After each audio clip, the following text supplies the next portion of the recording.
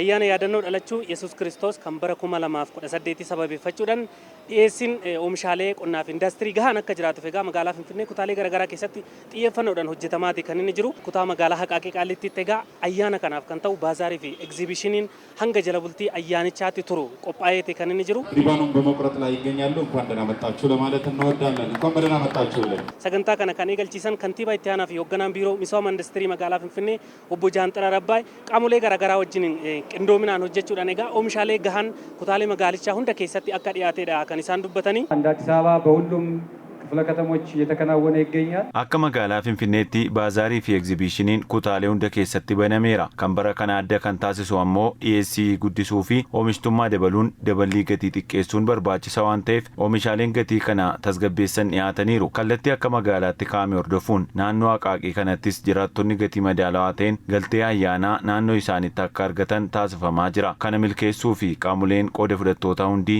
qindoominaan hojjechuun murteessaadha. Daldaltoonni magaalichaas oomishaalee kanneen karaa gahaa ta'een dhiyeessuun jiraattotaa fi ofii isaanii karaa madaalawaa ta'een fayyadamuu akka taasisaniifis imaanaa jedhaniiru. ምርታችሁን ይዛችሁ ወደዚህ ግብይት ማዕከል የወጣችሁ ኤግዚቢተሮች ደግሞ daldaltoonni oomisha keessan qabatanii gara giddugala gabaa kanaa dhuftan ammoo hanga jala bultii ayyaanichaatti gurgurtaa hedduu irraa bu'aa argachuuf malee gurgurtaa xiqqoo irraa bu'aa hedduu argachuun isin irraa hin eegamu. oomishaalee hedduu walitti fufiinsaan gabaaf dhiyeessuun gatii madaalawaa ta'een jiraattotaa fi ofii keessan fayyadamuu akka taasistan amaanaa jechuun barbaada. keessattuu galteewwan ayyaanaaf barbaachisan lammiileen harka qalleeyyiin akka bitachuu danda'an taasisuun tumsuu qabdu. Hojii raawwachiisaa olaanaan kutaa magaalaa Haqaaqee Qaallittii obbo Alamaayyoo Miijanaa gama isaaniitiin kutaa magaalichaatti intarpiraayizoonni industiriiwwan oomishaa waldaaleen hojii gamtaa fi daldaltoonni hedduun oomishaalee garaagaraa jiraattota naannichaaf dhiyeessaa jiraachuu dubbataniiru. በክፍለ ከተማችን ብቻ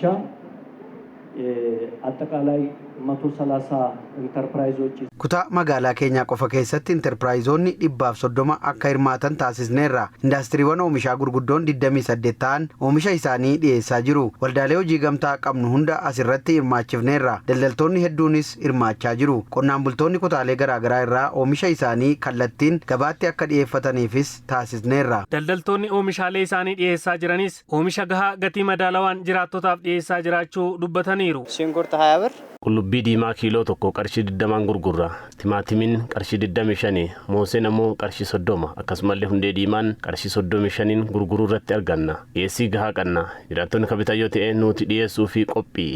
ቢያንስ ዛሬ ወደ 43 ኩንታል arra qofaa yoo xiqqaatee xaafii kumtaala 43 gurgurree jirra. dhiyeessii gahaa qabna. xaafii qulqulluu kiiloo 100 qarshii 11,000tti gurguraa jirra. Baazaarii fi egzibishiniin kutaalee magaalaa Finfinnee garaagaraa keessatti eegale kun hanga jala bultii ayyaanichaatti kan turu yoo ta'u jiraattonni oomishaalee galtee ayyaanichaaf oolan kanneen naannawa jireenya isaaniitti bitachuun fayyadamuu akka ta'aniifis waamichi dhiyaateera.